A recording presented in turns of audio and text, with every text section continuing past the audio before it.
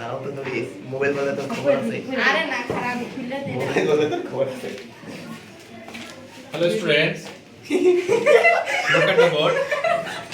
আমরা আজকে এসএসসি 2026 সালের সাধারণ গণিত বিষয়ের শর্ট সাজেশন এবং প্রশ্নের ধরন নিয়ে আলোচনা করব।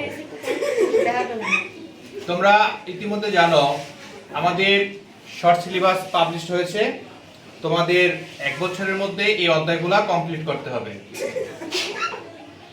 তোমাদের প্রথমে দ্বিতীয় অধ্যায় সেট ফাংশন, তৃতীয় অধ্যায় বীজগণিত রাশি, তৃতীয় অধ্যায়ের মধ্যে 3.1, 2, 3, 4 এবং 5 পর্যন্ত রয়েছে। তোমাদের এগুলো কমপ্লিট করতে হবে। সপ্তম অধ্যায় জ্যামিতি, ব্যবহারিক যে জ্যামিতি রয়েছে, সম্পাদ্য চিত্র অঙ্কন করা, এই বিষয়ে সপ্তম অধ্যায় রয়েছে। অষ্টম অধ্যায় হচ্ছে বৃত্তের সম্পাদ্য এবং উপপাদ্য রয়েছে, সেটা আমাদের সলভ করতে হবে। নবম অধ্যায়ে ত্রিকোণমিতিক অনুপাত, এখানে 9.1, 9.2 আমাদের এখান থেকে 9.1, 9.2 কমপ্লিট করতে হবে। 11 অধ্যায়ে আমাদের অনুপাত এবং সমানুপাত, 11 অধ্যায়ে অনুপাত এবং সমানুপাতে 11.1, 11.2 দুইটা অনুশীলনী রয়েছে, আমাদের এটা কমপ্লিট করতে হবে এখান থেকে। 16 অধ্যায়ে পরিমিতি, তোমরা জানো পরিমিতিতে আমাদের 16.1, 16.2, 16.3 এবং 16.4 আমাদের এই অধ্যায়গুলো রয়েছে। 4টা অধ্যায় কমপ্লিট করলে আমাদের পরিমিতি কমপ্লিট হবে। সপ্তম অধ্যায় 17 অধ্যায় দেখো, 17 অধ্যায়ে আমাদের পরিসংখ্যান রয়েছে। এখানে আমাদের গড়, মধ্য, প্রচুরক, এগুলো নির্ণয় করার জন্য আমাদের 17 অধ্যায়ে পরিসংখ্যান রয়েছে। তাহলে এই হচ্ছে তোমাদের সংক্ষিপ্ত সিলেবাস। এই সিলেবাস তোমাদের এক বছরের মধ্যে কমপ্লিট করে তোমাদেরকে পরীক্ষার জন্য প্রিপারেশন নিতে হবে।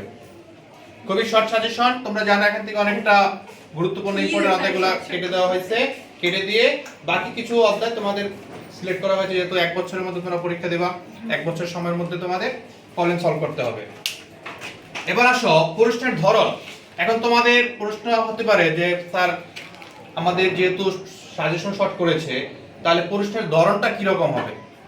আগে আমরা 7টা সৃজনশীল, 11টা থাকতো, 7টা সৃজনশীল লিখতাম, কিন্তু এখন কিন্তু আমাদের ওই 11টা সৃজনশীল আর থাকতেছে না।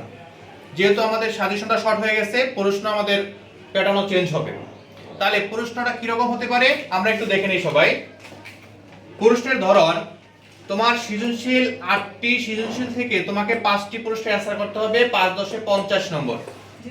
8টি থেকে 5টি, 8টি থেকে 5টি আমাদেরকে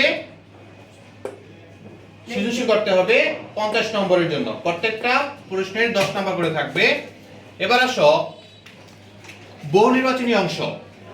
বহুনির্বাচনী অংশে তোমার 30টা বহুনির্বাচনী অংশ থাকবে। 30টা বহুনির্বাচনী অংশ থেকে তোমাকে 30টা অ্যানসার করতে হবে, একটা 1 নম্বর করে।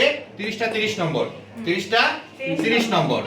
এখানে বীজগণিত সাইড থেকে, মানে তোমার যে বীজগণিত সাইডটা রয়েছে, এই বীজগণিত সাইড থেকে 12 থেকে 15টা নৈমিত্তিক আসতে পারে। আমাদের যে জ্যামিতি সাইড রয়েছে, দেখো এখানে এই দুটো কিন্তু জ্যামিতিক সাইড। ওকে, সপ্তম এবং অষ্টম কি এই দুটো হচ্ছে জ্যামিতিক সাইড। এই দুটো সাইড থেকে আমাদেরকে 10 থেকে 13টা নৈমিত্তিক আসতে পারে। আর আমাদের যে এখানে পরিসংখ্যান বা ত্রিকোণমিতি রয়েছে, পরিমিতি, ত্রিকোণমিতি, এগুলা থেকে তোমার 5টা নৈমিত্তিক আসতে পারে।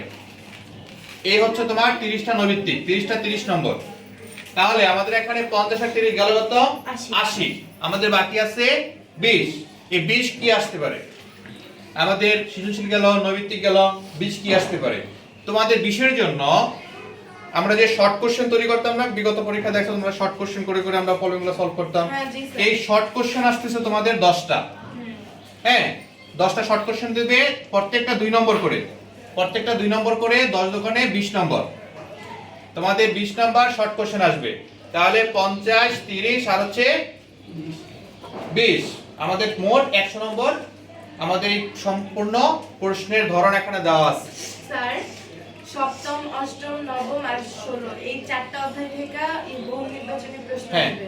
তাহলে বহু নির্বাচনী সম্পূর্ণ থেকে আসবে। বীজগণিত থেকে 12 থেকে 15টা, বীজগণিত জ্যামিতি থেকে 10 থেকে 13টা, আর হচ্ছে বাকি অধ্যায়গুলো থেকে 5-6টা আসতে পারে এরকম তাহলে এই নিয়মে চারটা আসবে। মার্ক করতে তাহলে এখন প্রশ্ন আসতেছে স্যার সৃজনশীলে আমরা 8টা কোন কোন জায়গা থেকে আসতে পারে, একটা প্রশ্ন আসতেছে না? তাহলে 8টা আমরা দেখো আমাদের দ্বিতীয় অধ্যায় বীজগণিত, তৃতীয় অধ্যায় বীজগণিত, তাহলে এই যে এখানে 11 অধ্যায় বীজগণিত, এই 3টা অধ্যায় থেকে তোমার 2টা অ্যানসার করতে হবে।